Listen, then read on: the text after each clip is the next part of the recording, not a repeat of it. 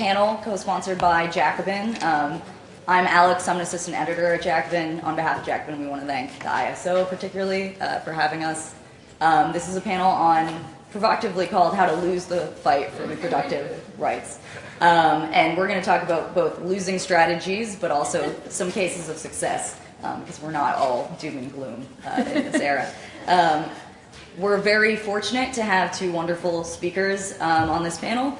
Jenny Brown is a organizer with the National Women's Liberation Organization. She's the co-author of the Red Stockings book, Women's Liberation and National Healthcare, Confronting the Myth of America. And Jenny was also one of 9 plaintiffs in the class action suit that ultimately won the morning after pill. Their final victory was in 2015. And it was quite a long fight, which I'm sure she'll talk about a little bit.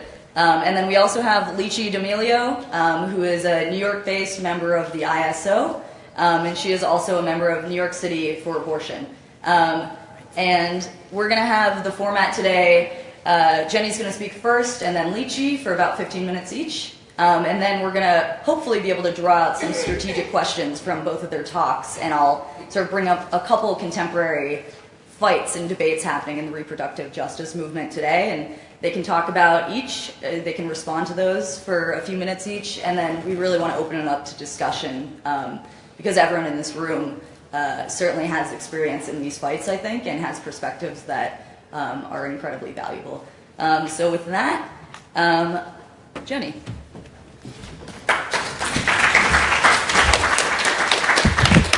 Thanks, Alex, and thanks to Jacobin for organizing this. It's terrific. So, how to lose the fight for reproductive justice. So 1 in 3 women in the U.S. will have an abortion, and many more rely on it as a backup to contraceptives, which should constitute an enormous power block that could, if we were unified, overrun any opposition on this issue. But abortion defenders, with few exceptions, have been kind of in an appeasement mode. NARAL, following the Supreme Court's logic, is sort of emphasizing privacy. We should be able to make personal decisions without intrusion by politicians. Planned Parenthood, which is financially strained and obviously a target for attacks, defends itself by emphasizing its role in cancer screening and well-woman care. And the go-to slogan has become abortion is health care. And while it should just be seen as healthcare, we need to be clear that the reason it's under attack is not that it's healthcare, but because it gives women power to control their reproduction. In fact, you could say abortion is women's right to strike against the unfair working conditions we face bearing and raising children. And if the current birth rate is any indication, U.S. women are on an informal birth strike right now. Which might indicate why the establishment is moving to further restrict abortion and contraception at this point in our history. In Europe, as the birth rate has dropped, governments have come in with more support, like universal child care, family allowances, long paid leaves for both parents in some cases. For example, in France and Sweden, employers are actually shelling out taxes to pay parents to stay home with their kids for over a year. In the U.S., as you can imagine, employers are not excited about that, and they are determined not to pay for work that they can extract from us for free, so instead we get this obstacle course of increasing difficulty and expense when we try to access abortion, birth control, and even get decent sex education. So, how do we get to this point? On the pro-abortion side, the leading voices are no longer those of the feminist movement, I'm sorry to say. Instead, we're in a situation very much like the days before abortion was legalized, where experts of various kinds talk about how to help these other women.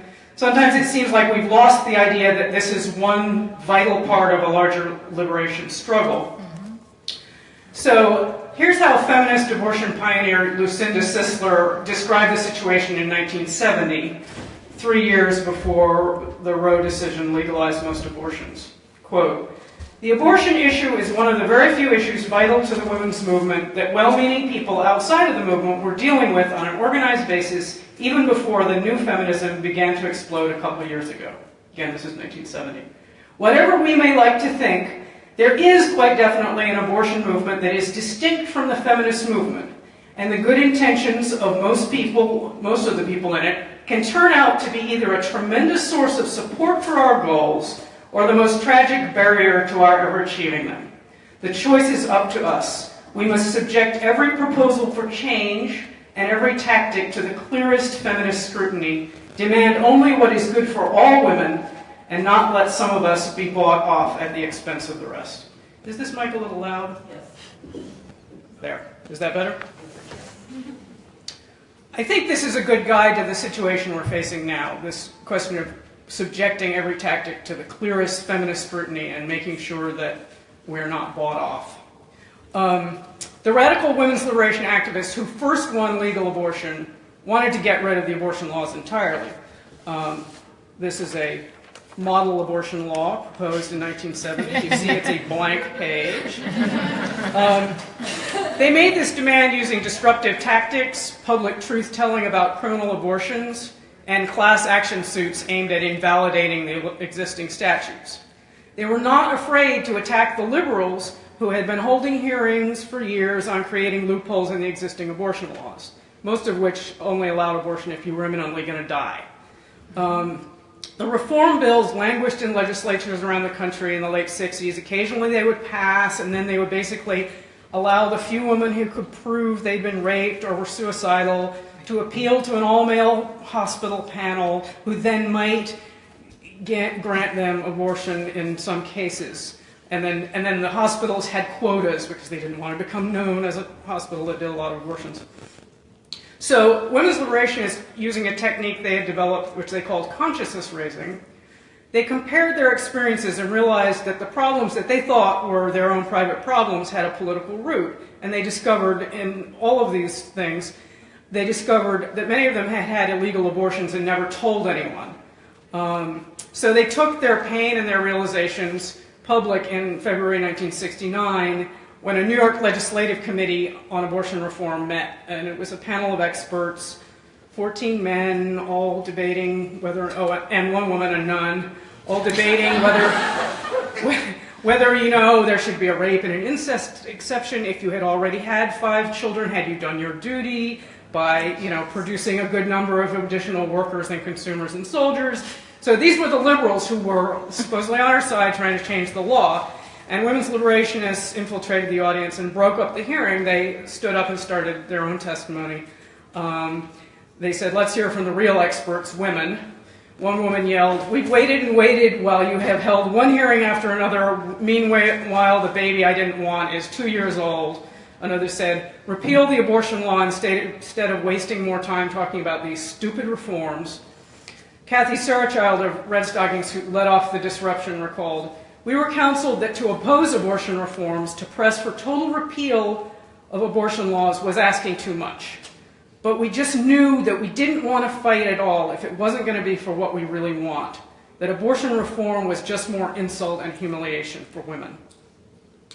So then Red Stockings held its own hearing with women telling stories of their illegal abortions and their pregnancy scares and kids that they had not intended to have. The Speak Out's power came from not talking about extreme cases, I was raped, incest, but everyday experiences of women.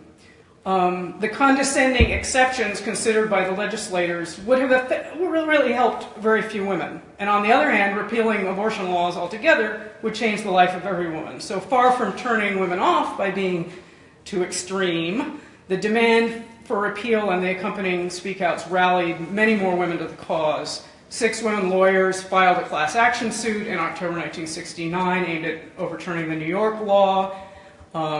They did public testimony. They used an example from a Southern civil rights case where the depositions were open. The state's lawyers complained that it was a total circus. Anyway, the publicity was fabulous. And by the way, it's not until 1969 that Planned Parenthood actually passes a resolution in support of abortion reform, just to keep this in perspective. With the discussion of abortion rapidly losing its stigma and feminist lawsuits threatening to overturn the law, many legislators on both sides of the aisle changed their tune, and in New York, the Assembly, which had voted down weak reform laws in 67, 68, and 69, actually passed a repeal bill. And then it went to the Senate. It was weakened with two restrictions: one, that doctors perform abortion, and two, that they be limited to 24 weeks. And we can see that those two restrictions have echoed and echoed through the struggle. Roe, 3 years later, was modeled on the New York law, but it had even more demeaning compromises. It outlined the state's interest in the fetus's viability depending on the trimester of the pregnancy. And while it was never the repeal that the radicals had demanded, many feminists, considering it a victory worth settling for, and turned to other battles. Meanwhile, a serious bipartisan backlash set in from the top. The New York legislature attempted to get rid of abortion 2 years later, which was vetoed by Nelson Rockefeller. And then after Roe, Congress immediately passed the Helms Amendment, which banned foreign aid going to abortions. And then defying a veto threat from Gerald Ford, Congress soon passed the Hyde Amendment, and Democratic President Jimmy Carter signed it into law in 1977, taking abortions away from Medicaid patients, and then women started to die from illegal abortions again. And I'll let Lichi take the history from here, but I just want to draw a few lessons from that period. First, the abortion demand was part of the women's liberation movement, instead of standing as a single isolated issue. It was not about a personal, private choice, but part of a broad struggle for women's self-determination. Second, women demanded repeal, not reform, of laws that could be endlessly tinkered with. Third, the movement didn't kowtow to the liberals, who assumed that little could be done. And fourth, women's experiences and desires, not triangulating policy, organizations, or experts, guided the movement. And when my group, National Women's Liberation, first set out to demand over-the-counter status for the morning after pill in 2003, we had the opportunity to apply some of these same lessons. We immediately ran into the timid politics of grant-reliant nonprofits. They counseled, oh, you should just pursue a more reasonable goal, you should try to get it so that rape victims can have the morning after pill in hospitals, which is a demand that wouldn't even help most rape victims. And then we were told the road to success came from referring to only extreme cases, rape, incest, focus on the emergency in emergency contraception. But we knew from the history of the abortion fight and from our own experiences that emergency was not really the main thing, which is why we continue to call it the morning after pill, not emergency contraception. Emergency contraception is kind of the medical term. But we thought, hey, it's the morning after. It's the morning after. If something happened, you condom slip. We had all these experiences. Yes, some of us had been raped, but we didn't want full access to the morning after pill because we live in fear. We wanted it because the results of medical advances should be the birthright of every woman and girl, anybody who can get pregnant. So when we demanded what we really wanted rather than toning down, women joined us by the thousands. We had a pledge that we faxed to the FDA, pledging to give the morning after pill to a friend in violation of the prescription requirement. We faxed 4,400 of them to the FDA over a period. I think they got rid of their fax machine eventually. We threw the pill into crowds at rallies. We gave it away at the door as prize as fundraisers. Basically we just violated the prescription wherever we could. And then through a class action suit, we battled the Bush and Obama administrations and a rotating cast of FDA commissioners. Fellow feminists worried we were being too militant. We would turn people off if we blocked the FDA's doors. We did that anyway. Our sit-in caused, 9 of us were arrested in January 2005. Our sit-in caused Susan Wood, who was the assistant FDA commissioner for women's health, to resign in disgust later that year because it brought the tensions within the agency into focus. And then when the FDA was finally ordered to place the pill over the counter for 17 and up, we continued to demand full access for all ages, despite being told by establishment and nonprofits that we should be happy with our half victory. So, 17 and up, but that meant that when you went to the pharmacy to get it, you had to show ID, right? So immediately that cuts out a bunch of people. Yep. So finally we won that in 2013. Now it's still very expensive, and there are two brands on the shelf, and they're both made by the same company, and one costs $10 less. It's just classic monopoly. But after a decade of feminist organizing, despite opposition from Republicans, Democrats, and everybody, we now have more access to an effective, readily available tool to prevent pregnancy. So those are some of the lessons.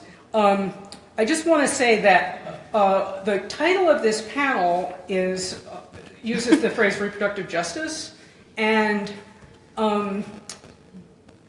abortion cannot be effectively defended when it's taken in isolation from other things we need in our lives. I think we all sort of understand that. And this is the argument of Sister Song Women of Color Reproductive Justice Collective, an excellent group you should look up and get on their mailing list. They've been organizing since 2003 around a program they call Reproductive Justice. And it includes fixing the racist, sexist, and capitalist injustices that make raising children so hard, while expanding the concept of reproductive rights to include full access to reproductive health, health care, and a healthy community, not just birth control and abortion. And Loretta Ross, who is the originator of the term, is very clear that activists should not just use the term reproductive justice because it sounds better when you're titling a talk and, oh, reproductive freedom, maybe justice would be better. But you should look at what exactly they're arguing for. So Ross says, a woman cannot make an individual decision about her body if she is part of a community whose human rights as a group are violated, such as through environmental dangers or insufficient quality care.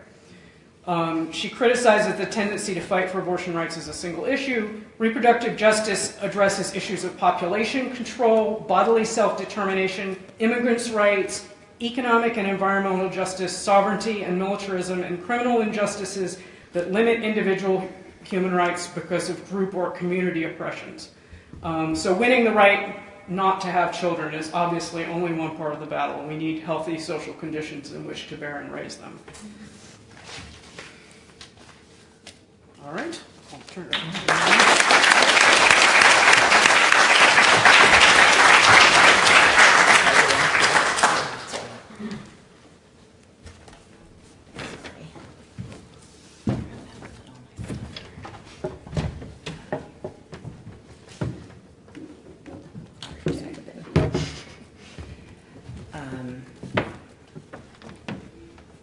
Thanks. Hey, everybody. I also want to thank Jacobin for putting this on, Alex for chairing, and Jenny for her great talk that I think covers the history that I don't have to. I actually wanted to begin with a panel that I went to this year at the Left Forum, which is a conference put on in New York City. It's really big. And one of the speakers was a woman named Stephanie Toti, who is one of the lawyers that successfully argued the whole women's health case in Texas, which if people don't know what it is, should look it up. But it basically was about forcing doctors to have admitting privileges and clinics to have hospital-grade facilities. And she actually won that case last year, which was a pretty big victory. But she said something, or she began that panel with a point that I thought was both provocative and insightful, and so I thought that I would steal it from her to open up this discussion, because I think it also helps frame the general argument that I want to lay out today. And what she said was that despite the discourse in reproductive rights circles, the main or most imminent threat facing the movement today is actually not the overturning of Roe, which is of course what you hear all the time. She qualified this by saying, you never know what could happen, and you can't make predictions, as many of us have learned this election cycle.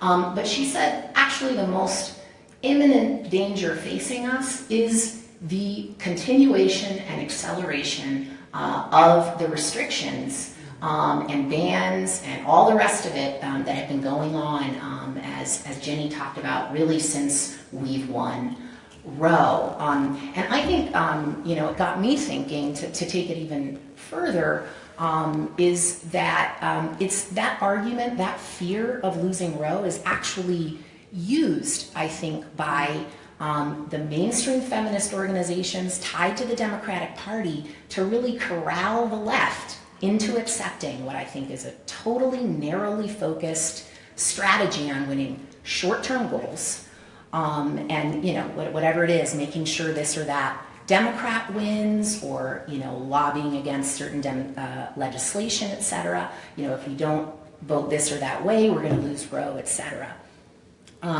So I hope it's obvious that I don't think we want to lose Roe. But, and to say, I should say, that, fighting for involvement in elections and fighting legislative battles can serve, I think, as important vehicles sometimes to provide a platform for left-wing ideas and to prevent, the passage of deeply harmful laws. But the strategy focused entirely on elections in courtrooms, a strategy that is decided behind closed doors by organizations like Planned Parenthood, the ACLU, NOW, and NARAL, has come to dominate the movement such that it is argued to the exclusion of anything else. And as it turns out, and I think as everybody in this room knows, there's really not a lot to show for it. The strategy's been failing. We've managed to hold on to Roe, but the constitutional right to an abortion isn't worth much if women are increasingly unable to access abortions. And that's the situation that we face today. And I'm just going to throw out, just because I think it's important to say, kind of what things look like today. Some of these statistics are taken from Dr. Willie Parker's amazing book, which is called Life's Work, A Moral Argument for Choice, which everybody should get and read. I think it's a model for how we have to argue it.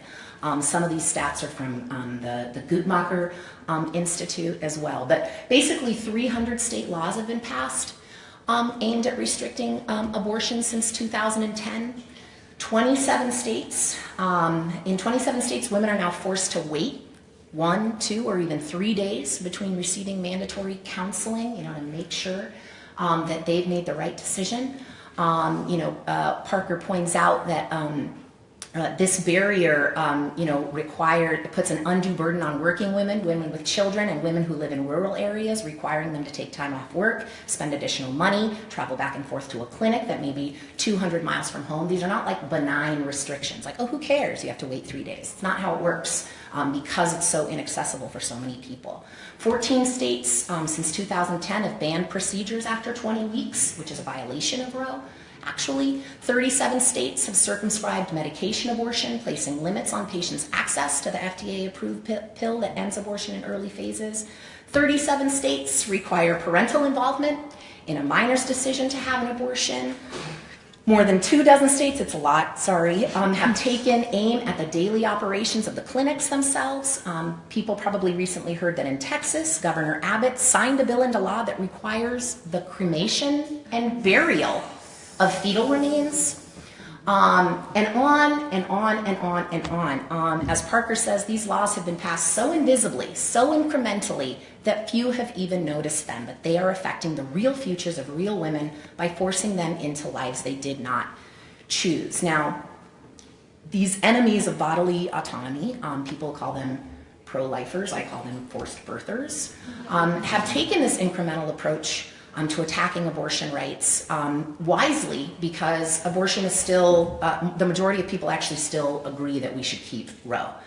Obviously, that's more true within the people who consider themselves Democrats, 84%. But it's actually even a majority with Republicans. It's still a slim majority, 53%. And that's probably because of what Jenny was talking about. It just, 1 in 3 women are going to face the decision, and that's the biggest decision of your life. It decides which way your life is going, and only a woman can make that decision for herself. Nobody can tell her whether or not she's ready. Jenny talked about, I think, the movement for abortion rights, what it meant. And, out of that movement came the mainstream feminist organizations that dominate today, right now, from 1966, NARAL in 1969. And after Roe, they, like Jenny was saying, demobilized the movement in the streets. And that demobilization, it comes at quite a cost. For one, demobilizing political activism on a mass scale, and what that kind of means, the participation of mass numbers of people in politics, the way that you learn from that, the training, the education that it entails, it moves the struggle into closed-door meetings run by a select group of people who make all kinds of decisions about what they're willing to compromise on our behalf and what political efficacy means to them.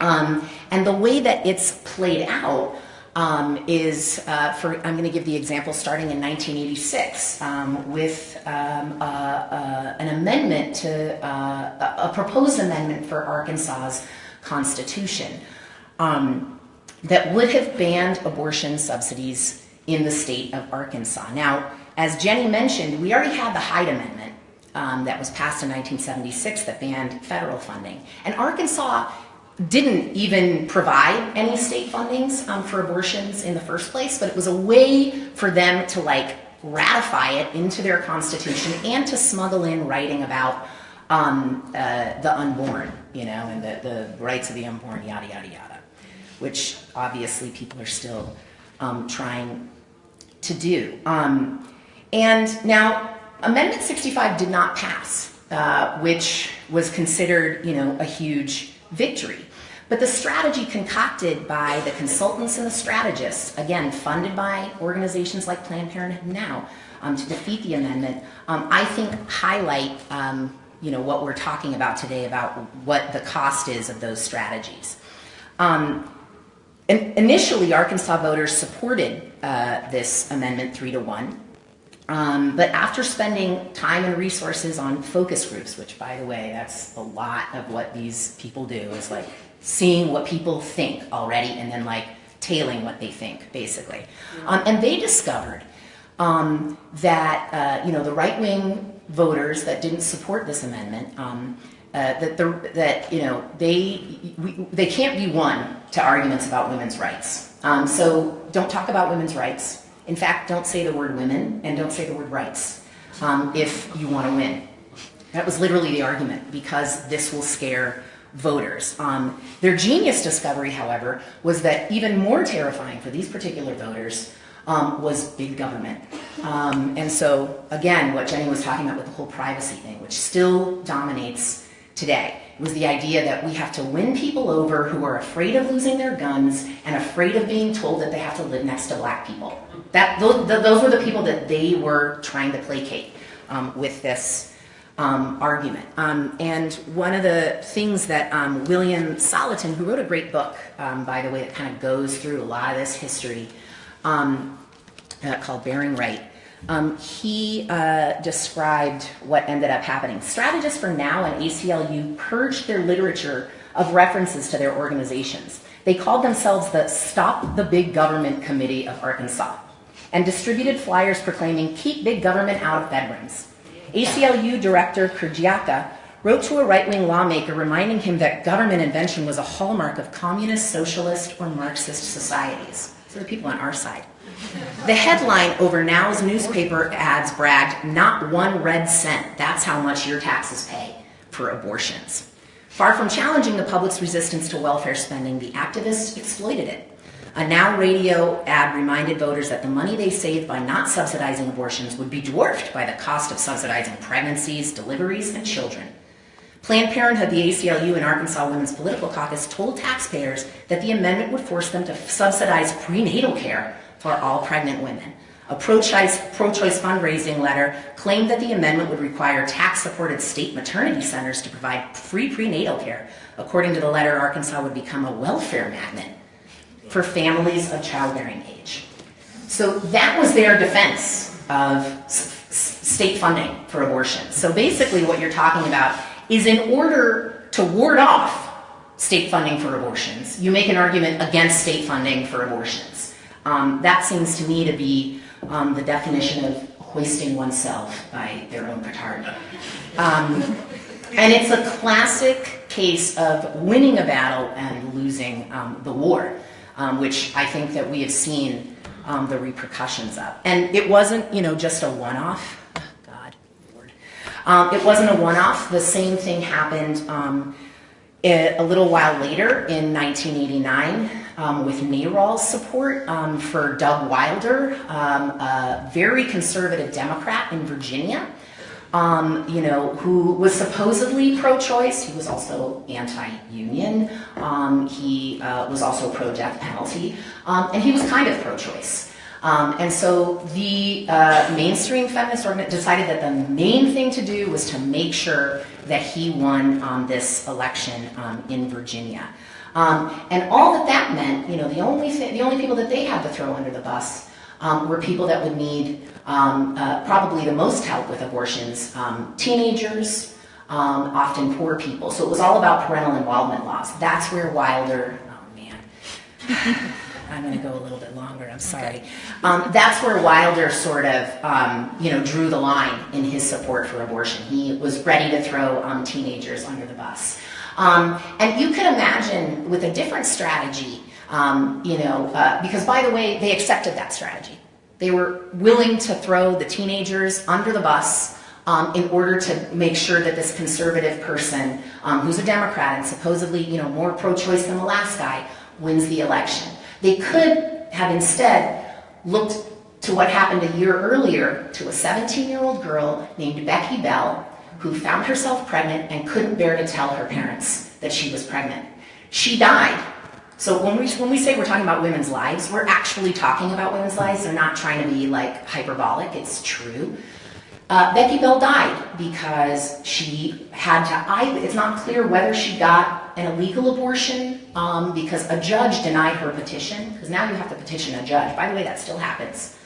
You have teenage girls going before a judge, never met them before, have no idea who they are, decide whether or not they're mature enough to have an abortion. And sometimes they decide they're not mature enough to have an abortion, so they have to have the child instead. That is literally the rulings of judges. So these are the people that got thrown under the bus with these kinds of rulings, and they still happen, like I said, in 37 states. So there's a real catch, right, when you narrow your focus so much that it's all about elections and these kinds of legislative strategies. I think instead we should look at what is in front of us today, the fact that we have a massive audience for our ideas. I think that now, probably since the 60s, we have a bigger audience than before. People are open to what we have to say.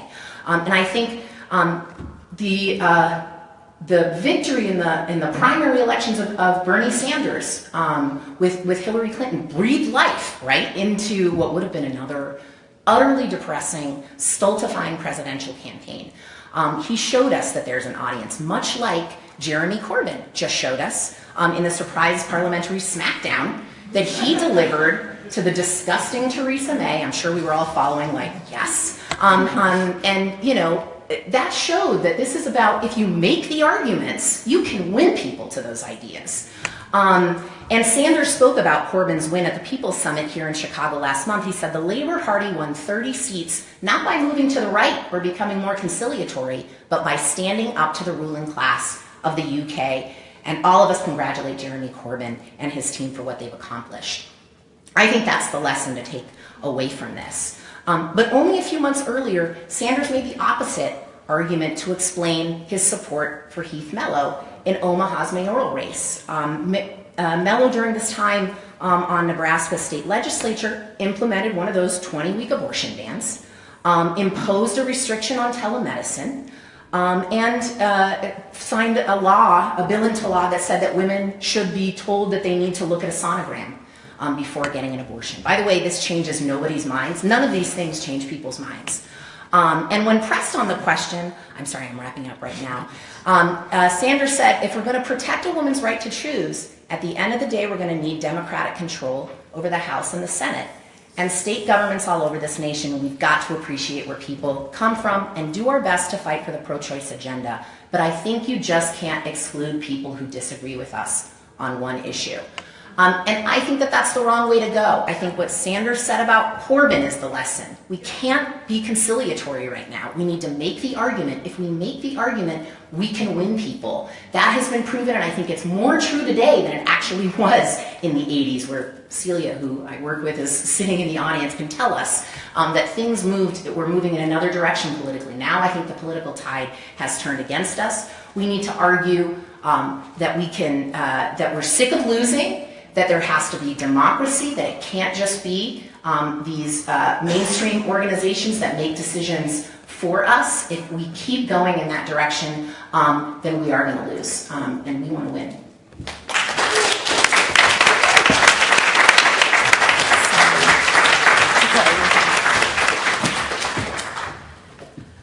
So I think both Jenny and Lichi did a really great job of drawing out exactly what we meant by how we lose these rights. Okay, so this top-down, these organizations that are, linked both in funding and in political spaces to both the Democratic Party, but also just mainstream political fundraising writ large. Their strategies, I think, in both these situations we've talked about, really it's you might win a short battle in a narrow way, but it loses the war. And I wanted to just bring up a couple contemporary debates and disagreements that have happened this year in the fight for reproductive justice. I was going to bring up a third, which was the Heath Mello and Sanders relationship. But I think Lichi did a really good job of talking about the problem that the contradictory kind of understanding that Sanders gave to Corbyn and this argument about we can win by not tacking right and then yet also narrowly defending an electoral strategy. I think that helps us lose in the long term. The other two debates that I wanted to bring up were the first, this in February of this year, the International Socialist Organization, I think, was deeply involved in this debate. The pro-life movement or forced birthers movement decided they were going to protest Planned Parenthood nationally. And some organizers, including the ISO and comrades around the ISO and the left at large, feminist organizations, to the left of liberalism, said they were going to confront the right, that this was unacceptable, that these people needed to be opposed and confronted. And Planned Parenthood responded to this plan by demobilizing as much as possible these people from confronting the right. And they said, this is going to confuse our patients, this is going to scare women who are trying to access Planned Parenthood. Trust us, we know that our patients don't need any more noise and arguments and politics. They just want health care. And I think we saw this conflict really come out in a really sharp way, because then not only did left organizers have to confront the right, but they also had to confront mainstream feminist organizations like Planned Parenthood in a really damaging way, I think, trying to keep them from demobilizing a movement that, as Lichi said, has, there's a lot of potential right now to grow that movement, and we really need that. And then the second issue I wanted to bring up is these state single-payer campaigns that are happening in California. The Democrats just stopped that single-payer campaign from going forward. But we have similar projects going on in New York and Colorado, other places. And Planned Parenthood just put out a statement last month saying that they oppose the single-payer campaign because we need to focus on defeating the AHCA. And so I wanted to give both speakers a chance to sort of show how we can have these arguments in the movement, because I think we really, everyone in this room, we need to be able to confront these arguments that are coming from, in theory, our allies, right? The feminist movement. But yeah, so I wanted to have Lichi speak first and then Jenny, just for a few minutes, and then we have a conversation, open it up to everyone. Oh, I don't know. Yeah, I mean, I think, just because I rambled at the end there, just to say, I do think it's important to recognize with the debate around the Mello question that what made it complicated is that people, a lot of the people that were going after Sanders for his decision to back Mello, and I think it's important to say this, were actually doing so for the wrong reasons. It was totally opportunistic. They had no problem backing Hillary, who then, who appointed Tim Kaine, who was like the devil himself. Certainly when it comes to this question, probably pretty much everything else, it was about like just going after the left. Strangely enough, that's sort of the place that we find ourselves in politics today. But just to be clear, like Sanders' defense of Mello wasn't about, Mello has actually shifted. By the way, Mello also said that he wouldn't do anything to restrict abortion rights, which is like, well, but you already did. You mean you won't do anything else? It can't. And Mello and Sanders' response to that was, we have to let these people in. And that's a trend. Nancy Pelosi is saying the same thing. It's a big tent. We have to make room. That Chuck Schumer. So this is a trend within the Democratic Party. This is why I brought it up today, is because it's something that we're going to have to face. Like there have been editorials in the New York Times, written by people who were like, well, this is supposed to be, a feminist organization open to everyone, and we're pro-life and we're not allowed, So, no, it is not a big tent for you, because you don't let people do what they want to do with their own bodies. And there's no room for you in this tent. And I think it's important that not just like, so therefore, Sanders is a terrible person. That's not what I'm arguing. I think that what Sanders did was very important in the election, and that he made a platform that I think rang true for so many people about the redistribution of wealth, etc.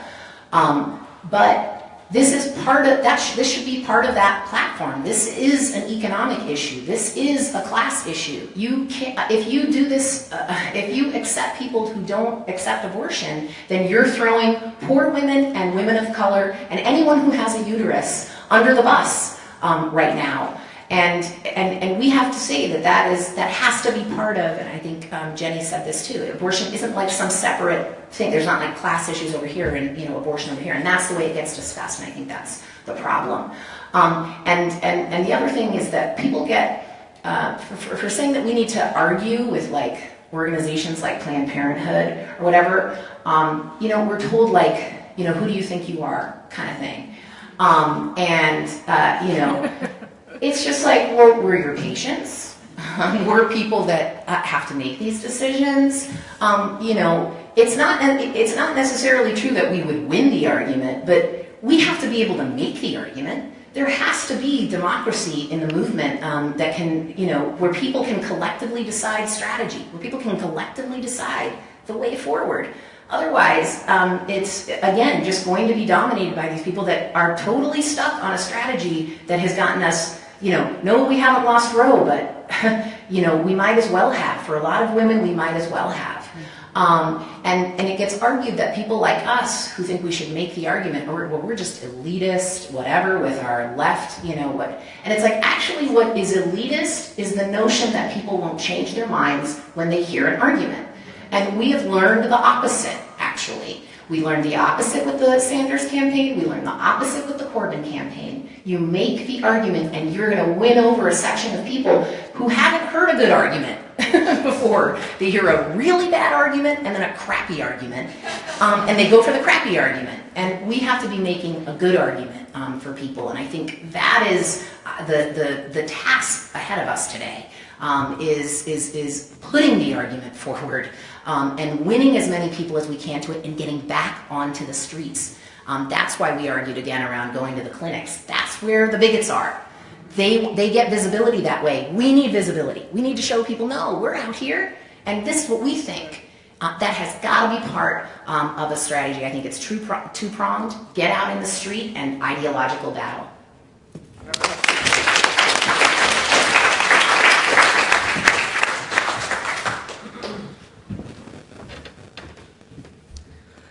Well, I'm going to delve into the Bernie Mello thing just because I actually ended up doing some research.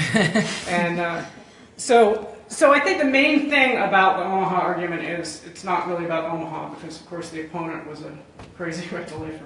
right? It's about Bernie and by extension guys on the left feeling free to jettison our fundamental rights or not feeling free to do so. And many of us have been in these struggles and arguments in the left. So we're very ripe for like saying, hey, no, you can't do this. So the problem with this is that I'm fully supportive of criticizing left men on this count. The problem in this case is that Mello's position on abortion was being distorted to a ridiculous degree by high-powered media. And as a result, Bernie wasn't saying what the Clinton noise machine claimed he was saying. So to me, it's very suspicious that you have the Wall Street Journal and the Washington Post on the eve of this famous rally saying that Mello was always and still is anti-choice, and setting up the narrative that Bernie was supporting Mello, an anti-choice candidate, and contrasting to this guy in Georgia, Ossoff, who they portray as pro-choice. What they avoid mentioning is that Mello had been anti-choice and, as Lichi said, voted for all kinds of bad stuff until 2012 when he switched sides and started voting consistently pro-choice. That was not mentioned in any of the articles, right? So then right after the Washington Post and Wall Street Journal articles, NARAL had Ilsa Hogue tweets about it, repeating the distortions. And then you have the Daily Kos, which is backing Ossoff and pissed off that Bernie is questioning whether Ossoff is a good candidate. And they pile on. The rally happens. Then within minutes of the rally ending, you have the Huffington Post, NPR giving the same wrong information about Mello's position. And then there's the pile-on, which we all experienced.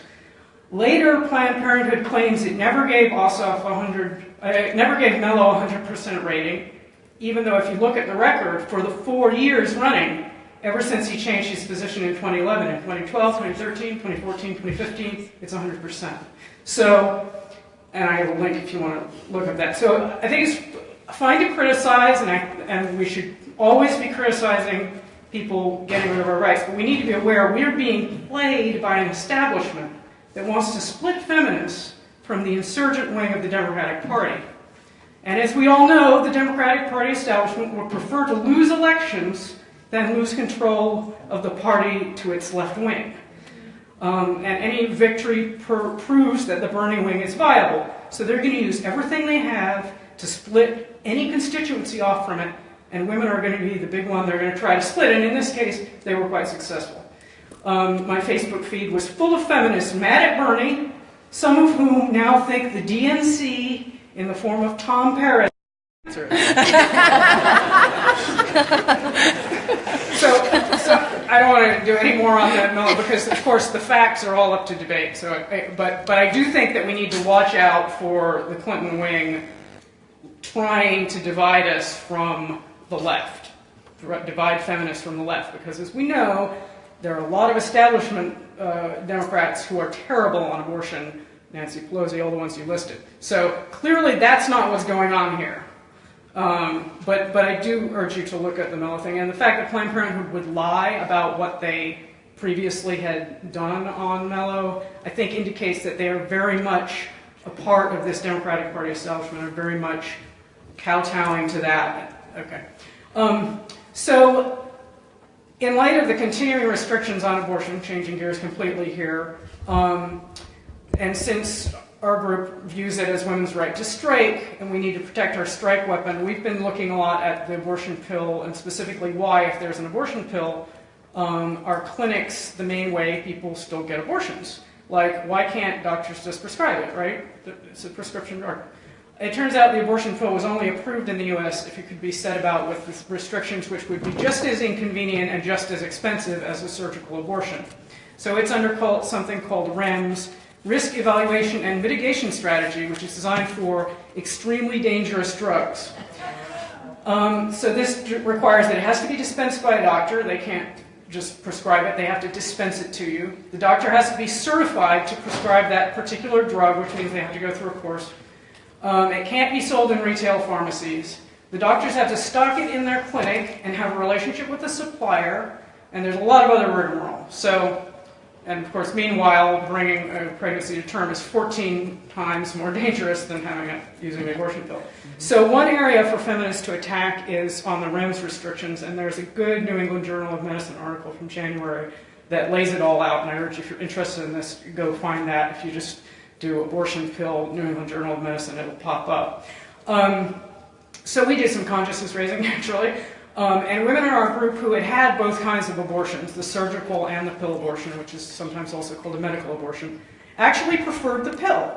But I would like to get feedback from more women about that, whether it was more painful, downsides, and et cetera. And then, meanwhile, as we know, there's a roaring underground of the abortion pill, right?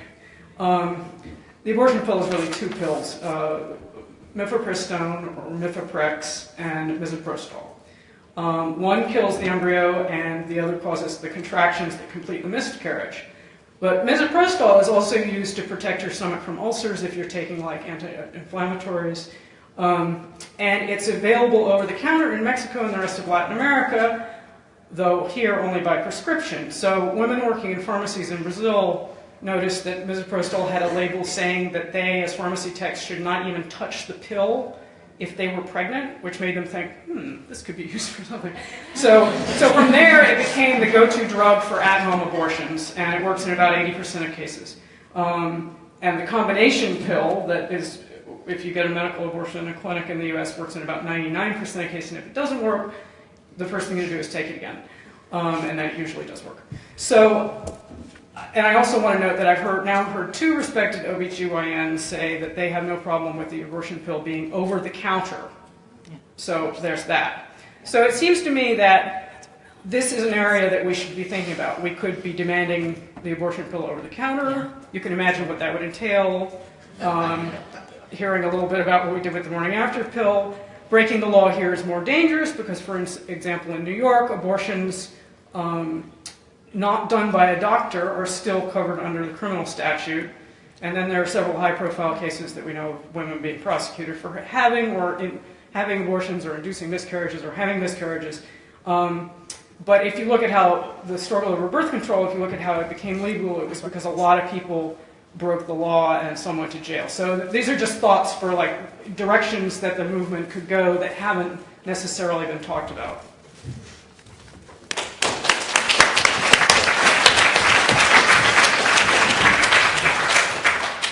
All right, so with that, we're going to let the viewers at home go. And you can call your mother back.